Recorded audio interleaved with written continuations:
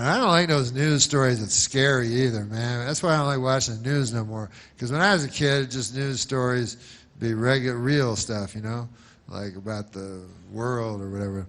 But now they'll have little personal stories that have nothing to do with nobody, and they present it as the news, and then you don't want to see them, And I noticed the latest one, they all seem to have, the show will open the news, and there'll be a guy with a suit and a tie, so you know he's a newsman.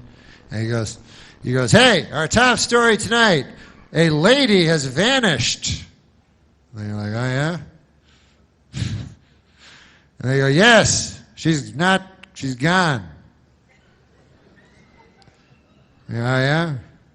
Do I know her? No. You never heard of her, but we're going to tell you about her. We got Bill. He's on the outside. They have one guy inside, one guy outside. Bill, what's going on? And then Bill's outside. He's like, yeah, the lady vanished. Her name was Janice, and nobody can find her hiding her hair of her car. Was found in the car is fine. It's in the Burger King lot, but we can't find a lady. All right, back to you. And, so then you're at home, you go, well, I don't give a damn on account I never knew her in the first place. How can I possibly care? As a matter of fact, I'm happy it's her and not someone I know. So, but then they go, we'll tell you about it. You go, no, that's cool, I don't really want to know. But they can't help themselves, They go, here or she, oh, hey, Bill, you still outside? And he's like, yeah, of course. And they go, we understand you have some friends, Janice, to tell you about? Yes, we've been talking to some of her friends anyways. Turns out she's a good lady.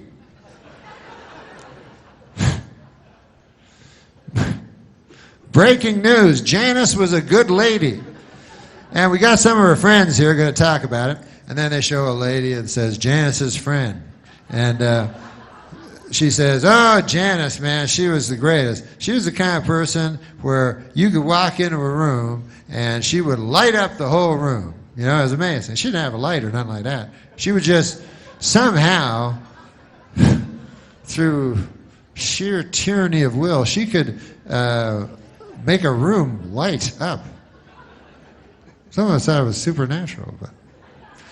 And then this is other Janice's friend. Oh, Janice. She was the type of lady I remember that you could always turn to. You know how sometimes you want to turn your neck, because you're having troubles. You want to, or your neck hurts, whatever. But when you turn, the person you most want to see in your eye line would be Janice, And then, if you say Janice's other friend that wasn't one of the first two. Well, Janice, she's the kind of person, you could be talking to your best friend the whole world, and then Janice comes in and goes, screw you, I'm talking to Janice. You go over to Janice. She's a better person than you. It's Janice. And so then at home, you start to get invested in Janice. You start liking her, you know what I mean? And every day they show you more about Janice, and they show different home videos of her, and you're like, hey, honey, look. Oh, I like that hat she's wearing. She's eating a piece of pizza, and you start really liking her, You go, man, that lady's nice. I'd like to meet her one day. I forgot she vanished. Oh, well, they'll find her. I'm sure of it. Then you get hope, and all you can think about is Janice. Your feverish dreams are commanded by Janice's spirit, You can't even think right, And every day you're turning on the news, man, what's going on with Janice? And they keep going, telling, and things progress, and Bill's still outside, and he's like, we're still looking. It's been 3 weeks now, but as we speak, everyone's combing the woods behind me as we speak. And then you're at home, you go, oh no, not the woods. You don't like to hear that. Nothing good ever happens in the woods. I've seen enough of these stories to realize that Janice is not going to come bounding out of the woods anytime soon. It's like, hey, what's going on, everybody? I was just taking a stroll through the woods. going on? Why are you taking pictures of me anyway? What's going on? Now, if they find you in the woods, generally, they find you in one spot. As a matter of fact, exclusively, every time, if you're found in the woods, you're found in a shallow grave. That's the way it works. I don't know why, but I've seen enough Bill Curtis specials to know that shallow grave is where you want to end up. Certain things you don't want on your death certificate. One would be shallow grave.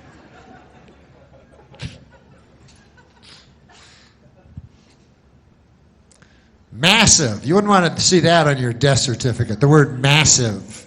Or maybe you would. I don't know. Maybe that'd be a good one.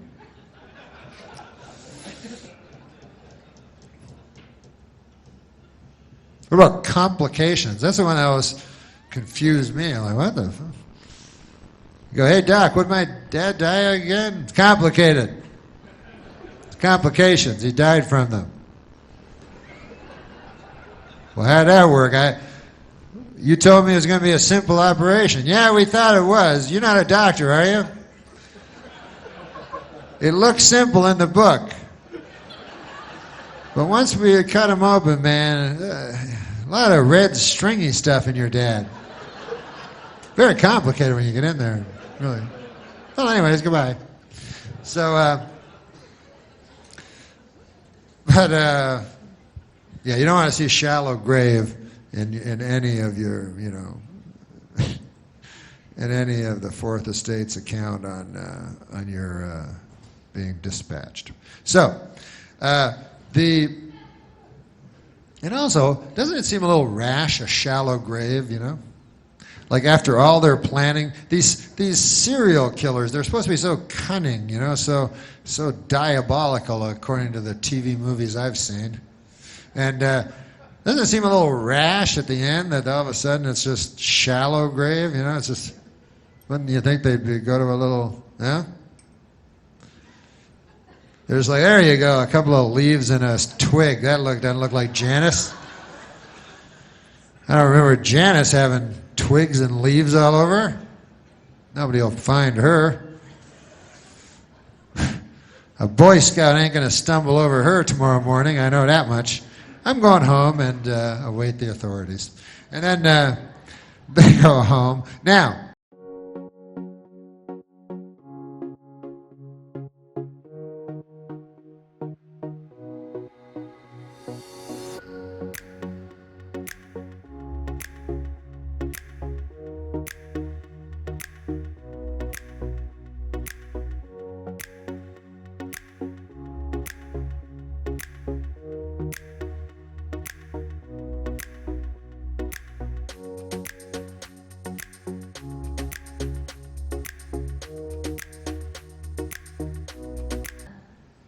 I would, if I ever did that, and I would never slaughter and kill a woman. I want you to know that. I know I say that now. Who knows?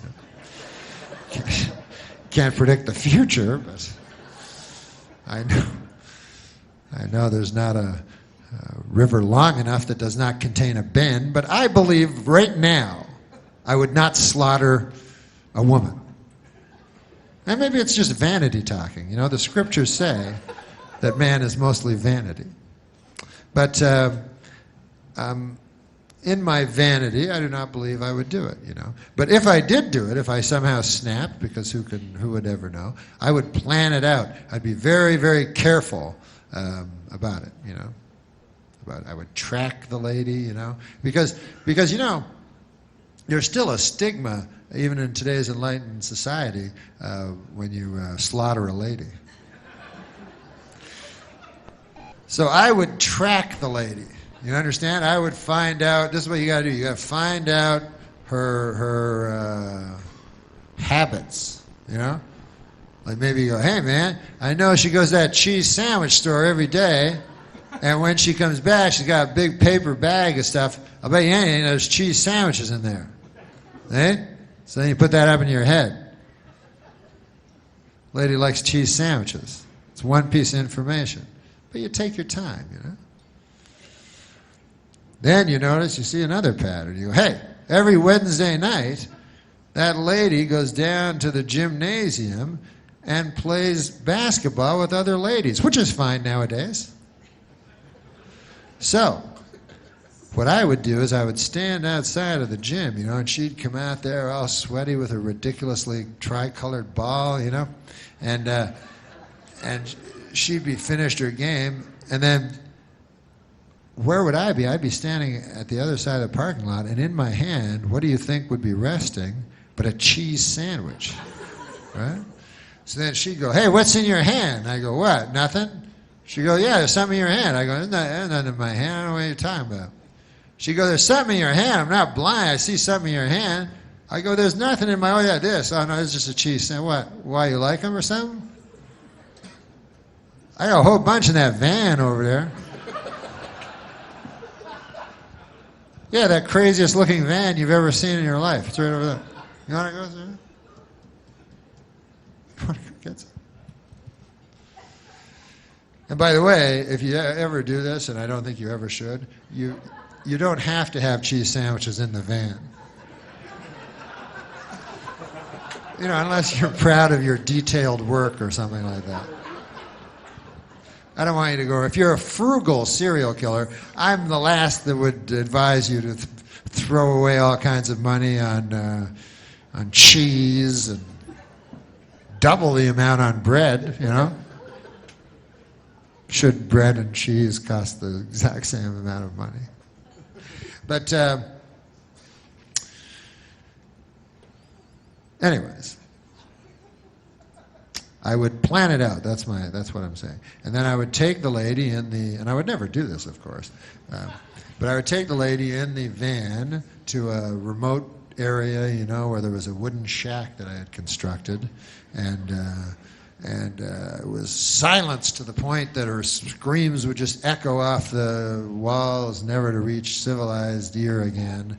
And then I would do whatever it is that they do that gives you that godlike power, and then I would take her to the woods and I would bury her in the deepest grave ever.